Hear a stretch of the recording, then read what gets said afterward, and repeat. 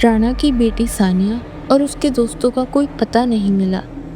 Gate के registers खाली थे, फुटेज ब्लैंक, और गार्ड्स का कहना था, सर, उनके आने का कोई रिकॉर्ड नहीं है। पर राणा जानता था, उसने उन्हें देखा था, उनके साथ केक काटा था, उनके साथ बातें की थी। कभी कभी डर इंसान की आंखों से ज्यादा दिमाग को धोखा देता है, पर यहाँ तो डर भी असली लग रहा था और धोखा भी। इस उलझन में पूरी जेल घिरी हुई थी। रात के टाइम राणा ने एक बार फिर से सेल 39 के पास जाने का डिसाइड किया। अंधेरा ज्यादा गहरा था, जैसे जेल अपनी सांसों को रोककर कुछ देख रही हो। सेल नंबर 39 का दरवाजा आधा खुला था। राणा का दिल एक पल को रुक गया। इस सेल का दरवाजा तो खोलने के लिए 3 लोगों के चाबी घुमाने की जरूरत होती है, फिर ये कैसे? राणा ने धीरे से अंदर झांका। राजवीर अंधेरे में बिल्कुल सीधा बैठा था। उसकी आंखें बंद थी, जैसे किसी से बात कर रहा हो, किसी ऐसे से जो दिखाई नहीं देता। राणा का पहला रिएक्शन गुस्सा नहीं, डर था। उसने हमेशा क्रिमिनल से डील किया था, पर इस आदमी से उसका कुछ अलग ही नाता था, कुछ अजीब, कुछ जिंदा से भी ज्यादा जिंदा। राजवीर ने आंखें खोली। वो सीधा राणा की तरफ देखा, बिना मुस्कुराए, बस एक सीधी बात, वो तुम्हें ढूंढ रहा है। राणा के गले में कुछ अटक सा गया। कौन? ये सवाल पूछने की हिम्मत भी नहीं पड़ रही थी, पर राजवीर ने जवाब नहीं दिया। बस एक अटपटा सा शब्द बोला, शमशेर। राणा का दिल एकदम से धक से हुआ। शमशेर, 3 साल पहले का एक कैदी, एक किलर, मेंटली अनस्टेबल, जो इसी भूतिया सेल में पाया गया था, लटका हुआ। और उसका चेहरा तो ऐसे फटा हुआ जैसे किसी ने उसके साथ बुरा किया हो। और उसके मरने के बाद से ही सेल नंबर 13 का राज शुरू हुआ था। राणा के जहर में पुरानी तस्वीरें घूमने लगी। शमशेर चीख रहा था, डर रहा था, कहता था कि उसे कोई बुलाता है, कोई बोलता है, कोई उसके रूप में आता है। लेकिन किसी ने इसकी बातों पर भरोसा नहीं किया था।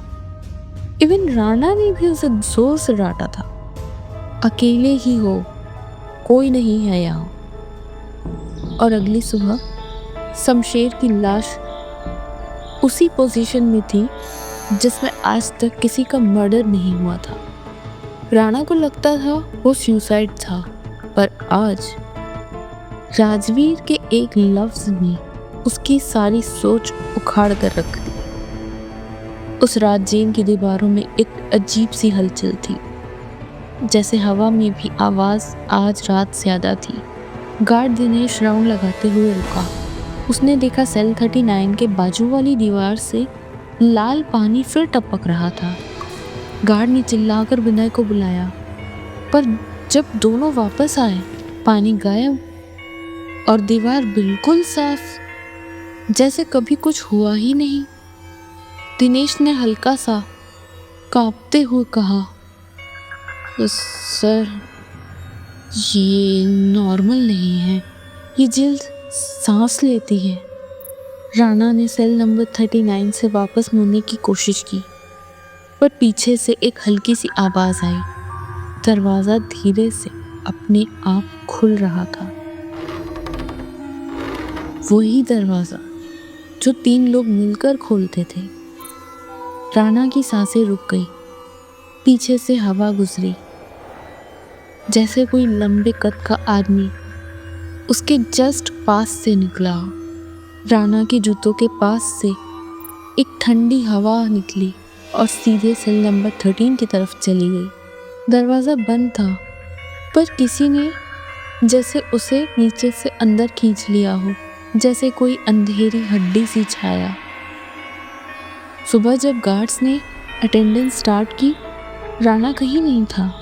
पूरा जेल सर्च किया गया, quarters, offices, gate, CCTV room, कहीं भी नहीं।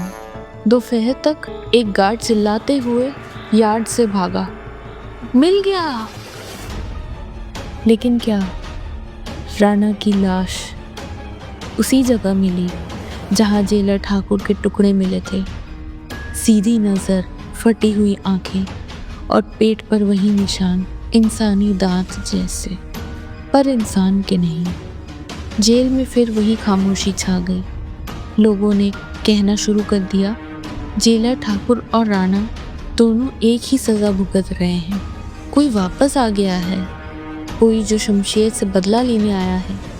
और सेल नंबर 39 से आज रात पहली बार एक सीधी, हल्की सी, अटपटी आवाज़ सुनाई गई, अब तीसरा कौन।